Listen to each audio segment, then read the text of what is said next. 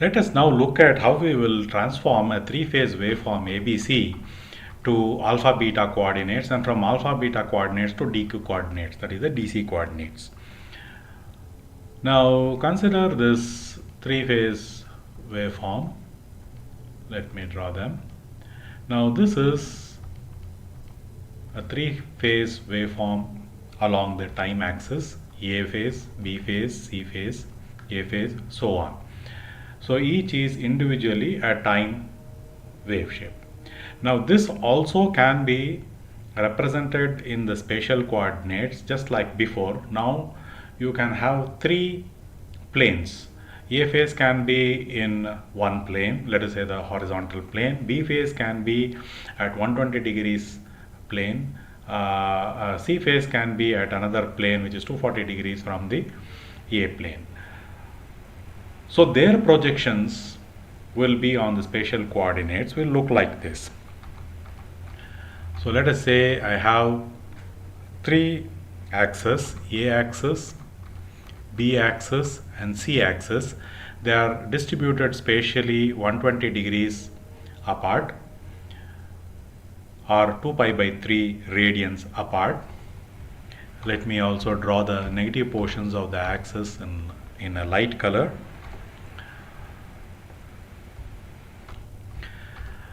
B phase is 2 pi by 3 radians apart from A. C phase is 4 pi by 3 radians apart from A, all measured anti-clockwise. Now consider a reference line like this at a given time instant. Now at this instant, A phase is at a maximum, B phase and C phase are at negative 0.5.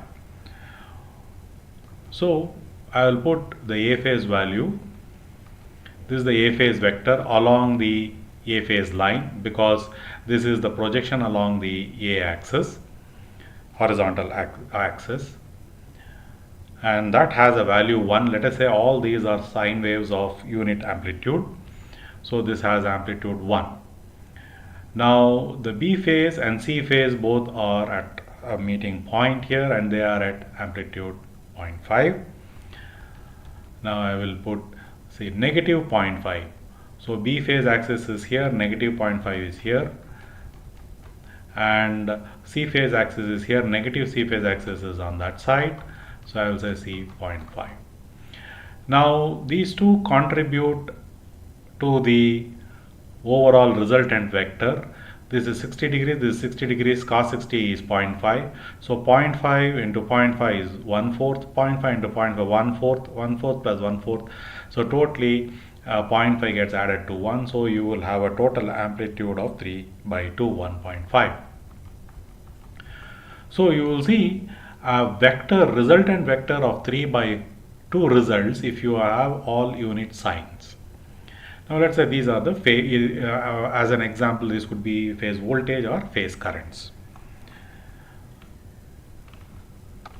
If you move this reference line along the time axis, smoothly along the time axis, this vector here will transcribe a smooth circle of amplitude of radius 3 by 2. So this is how it will come about. Just same like the two-phase system that we saw, alpha beta system. Now this three-phase system, we have to convert it into an alpha beta system. So you will get it into a two-phase system, orthogonal system, and from the alpha beta system, let us translate it into a rotating DQ reference frame. Observe that along this I have a resultant vector in this direction, and then let us say I shift the time, and at this point C is maximum, negative, so it is along this line. So it will be like this, the reference resultant vector. Then if I shift to another time, here B is maximum, B is along that one, so you will see the resultant goes in that fashion, and then negative A in this direction, the resultant. Then here C is maximum, you will see it is in this direction. Then here B is negative maximum, it is in this direction. And then A again, one cycle is complete. So you see the resultant vector makes a complete rotation. So it transcribes this circle in this manner. Now let me draw the alpha beta axis. Now I have the alpha beta axis. On that I will superpose the A B C axis, and let me take a vector R RA, a vector RB and RC in this fashion. So this is just an arbitrary vector. So RA is along the A axis, RB is along the B axis, RC is along the C axis. Now our job is to convert the ABC vectors. This could represent IA, IB, IC or VA, VB, VC.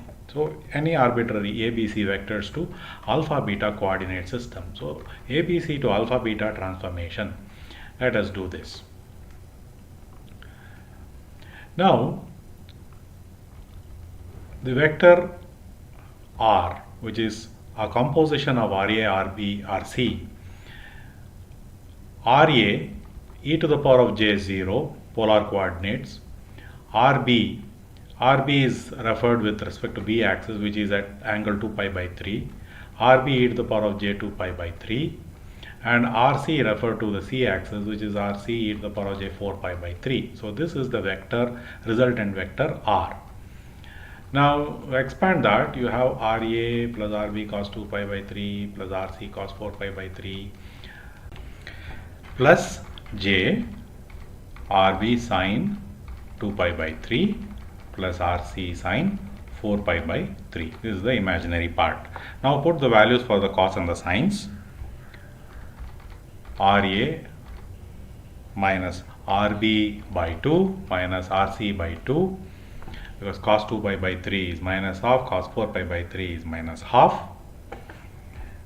So this would be the real part, plus J RB into root 3 by 2, this is sine 2 pi by 3, minus RC root 3 by 2, sine 4 pi by 3 is minus root 3 by 2. So this will be the imaginary part.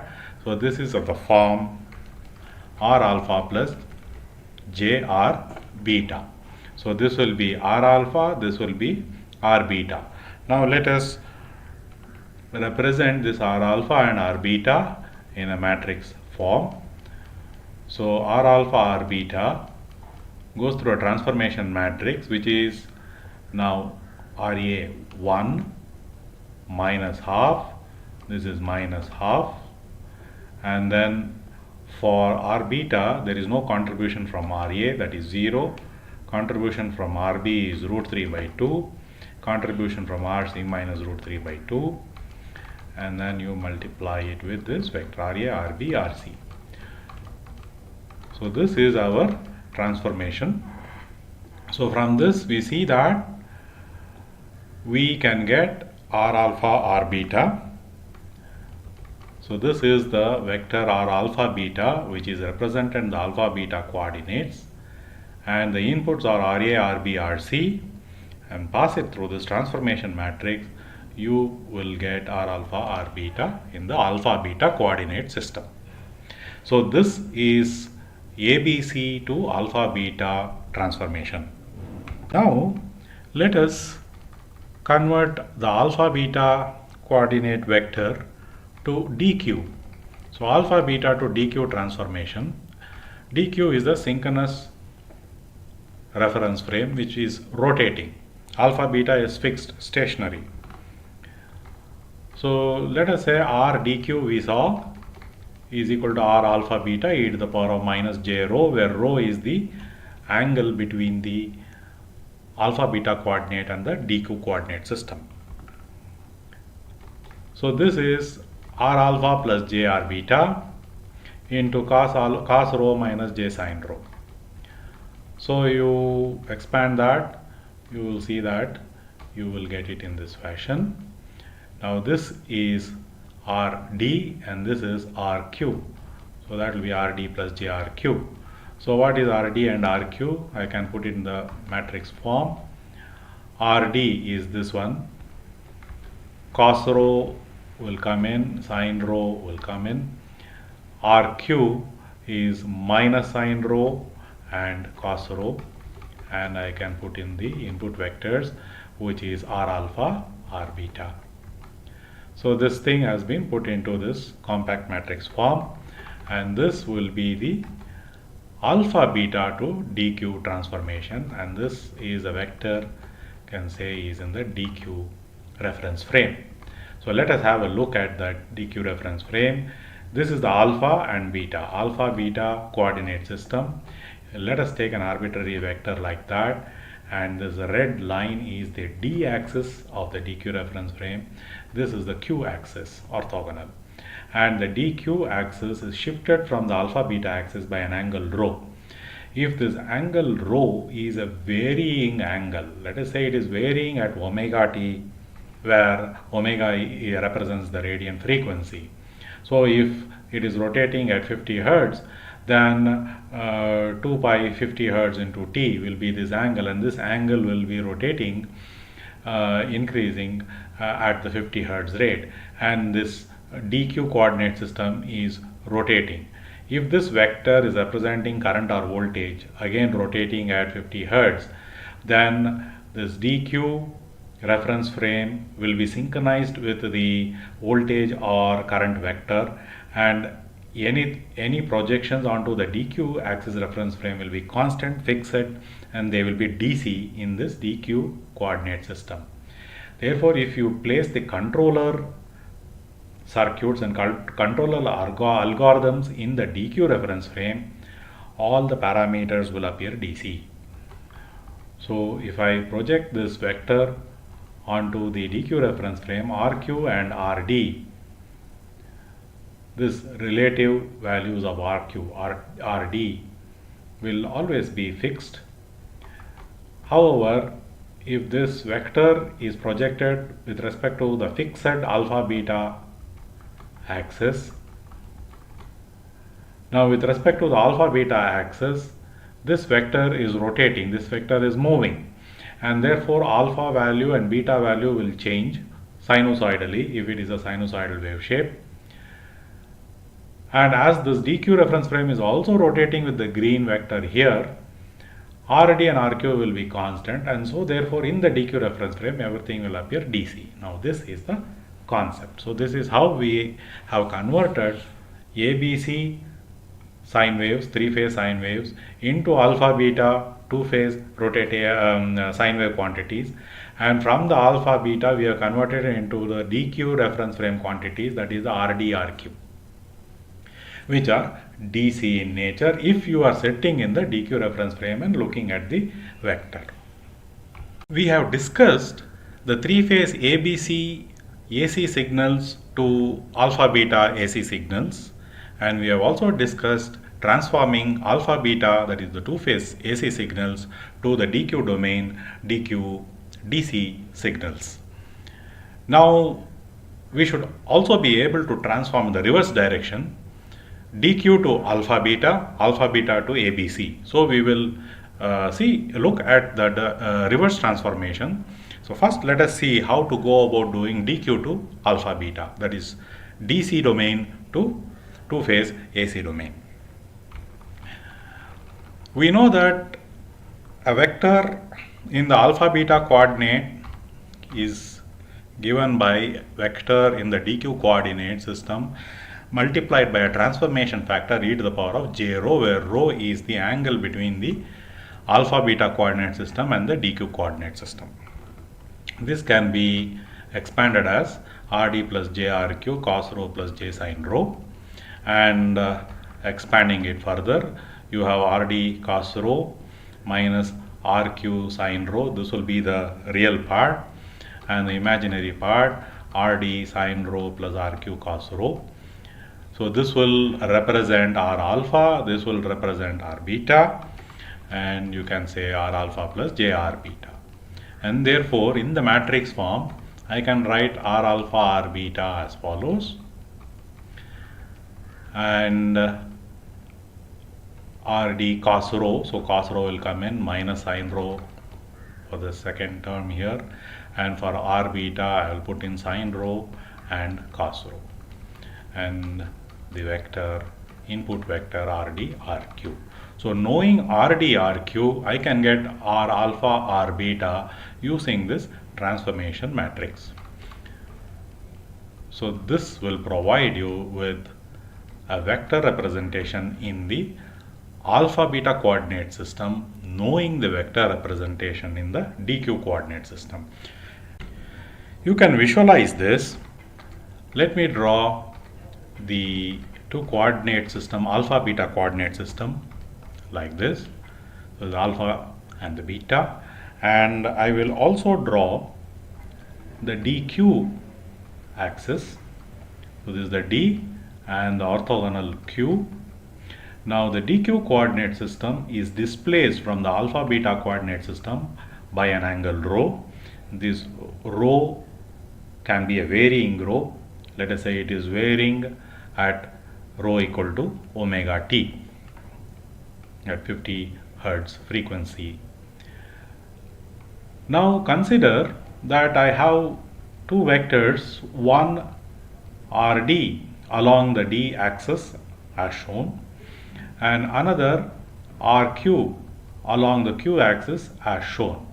Now these two vectors RD and RQ can be composed, and you will get the resultant in this fashion. Now this resultant can be decomposed resolved along the alpha beta coordinate axis. So if you resolve it along the alpha axis, project the resultant onto the alpha axis, you will get R alpha. Project this along the beta axis, you will get R beta. So this R alpha R beta is what we want as the output, having RD and RQ as the input. So that is what this transformation has done. RD and RQ is the input. Knowing this, we will use this transformation and find out R alpha and R beta. For this, rho, the angle between the D and DQ coordinate system and the alpha beta coordinate system should be known. Now let us discuss how we transform a vector in the alpha beta coordinate to the three-phase ABC coordinate system. Now let us go by the graphical means. It is easier to understand. Let me draw these two orthogonal axes, alpha axis and the beta axis. I will also draw the ABC coordinate axis, the three axes which are displaced 120 degrees apart. So this is the A axis in line with the alpha axis. This is the B axis. This is the C axis. So the B axis is 120 degrees or 2 pi by 3 displaced from the A axis. C axis is 4 pi by 3 or 240 degrees displaced from the A axis. Now take an arbitrary vector, and this vector, let us resolve it along the alpha beta coordinates, and you have here alpha and beta as shown. Now let us say these vectors alpha, R alpha, R beta. Now these vectors have to be transformed into the ABC coordinate system, and they have to be converted into RA, RB and RC vectors along these three axes. So how do you shift R alpha, R beta to RA, RB, RC? So now let us take first RA. RA is a vector along A axis.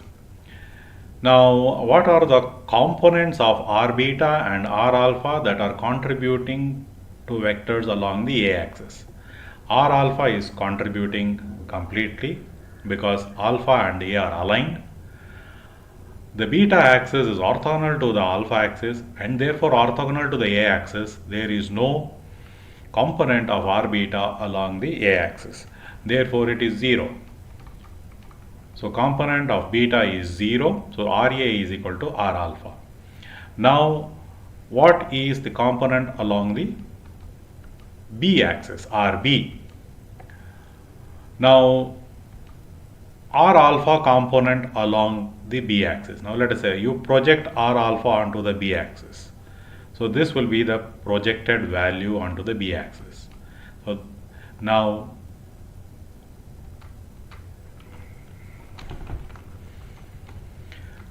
this component here, as I am showing in the cursor, will be the component contributed by R alpha by its projection onto the B axis. It is falling on the negative portion of the B axis. Now this angle is 60 degrees. How is it 60 degrees? You see that we know that B is displaced from the A axis. This angle is 120 degrees. Therefore, the remaining angle will be 60 degrees. So, therefore, I can say the contribution of R alpha minus, because it's on the minus axis, minus R alpha cos pi by 3 or cos 60. Now, if we take the R beta drop perpendicular to the B axis. So, this component will be the R beta component's projection on the B axis. It is on the positive side.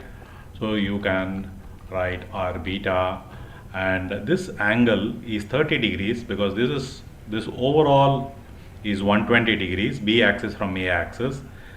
Beta is at 90, so this will be 30. So that is cos pi by 6. So R alpha minus cos pi by 3 is minus half, pi by 3 is root 3 by 2. Now RC, what is the RC vector? So let us take the projection of R alpha onto the C axis. So this is the component,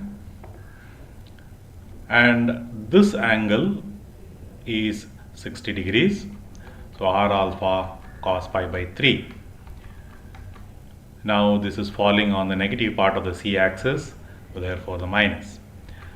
Then projection of R beta onto the C axis. This is the R beta component, and that is again falling on the negative part of the axis, minus R beta cos of pi by 6, because this portion is 30 degrees. So now when you put the values for cos pi by 3 and cos pi by 6, you get R alpha minus 1 by 2 plus R beta into minus root 3 by 2. Now there is another important point that you have to note. Remember that while we converted or while we transformed the vectors from the ABC to alpha beta, and when the ABC amplitudes, or let us say unit amplitudes, that is the sine waves, the three 120 degree phase shifted sine waves RA, RB, RC are having unit amplitudes, then the amplitude that resulted was 3 by 2 in the alpha beta domain. So we have to make, when you do the reverse transformation, when you are having a value 1 in the alpha beta domain, it will be 2 by 3 in the ABC domain. So to make that correction, you can multiply each of the vectors by 2 by 3, because now R alpha, if it is 1 amplitude, and it multiplied by 2 by 3. So each of them is multiplied by 2 by 3 to bring in that factor of 3 by 2, which which comes in when you are transforming from ABC to alpha beta domain because of the algebraic addition. A unit sign will become 3 by 2 amplitude sign in the alpha beta coordinate system. Likewise, when you do the reverse transformation, a unit sign in the alpha beta coordinate system will become 2 by 3 times the amplitude in the ABC coordinate system. So now when you put it into the matrix form, so what I need is RA, RB, RC. And what is the transformation matrix? You can look at it. Now R alpha into 2 by 3. So I will put 2 by 3. R beta component 0. Now minus 1 by 2 into 2 by 3 will be minus 1 by 3. And root 3 by 2 into 2 by 3 will be 1 by root 3. This will be minus 1 by 3 and minus 1 by root 3. So this gets multiplied by alpha and beta. So this will be our transformation matrix for converting a vector in the alpha beta coordinates. The resolved components R alpha and R beta can be converted into the three-phase AC quantities RA, RB, RC using this transformation matrix. So now summarizing, you can say first we know how to do ABC to alpha beta transformation. ABC is three-phase AC sign. Alpha beta is two-phase AC wave shapes. So three-phase AC to two-phase AC transformation. Next, alpha beta to DQ. So what do we do? Alpha beta is two-phase AC. DQ is rotating along with the vector, keeping in pace with the vectors. Therefore, the vectors projected on the DQ coordinate system will appear DC. So it becomes two-phase DC domain. So this is the forward transformation. Can also have the reverse transformation, DQ to alpha beta. The DQ to alpha beta, the DC quantities in the DQ coordinate system get converted to two-phase AC quantities in the alpha beta coordinate system. So it is a two-phase DC to two-phase AC transformation. Now the fourth one is from alpha beta to ABC. That's what we just last did. Alpha beta is two-phase AC to three-phase AC. So if you take a set of variables, signals, let us say sinusoidal signal, three-phase sinusoidal signals 120 degrees apart, you can go through the whole process of going to two-phase to DC, and then DC to two-phase AC to three-phase AC back by using these transformations.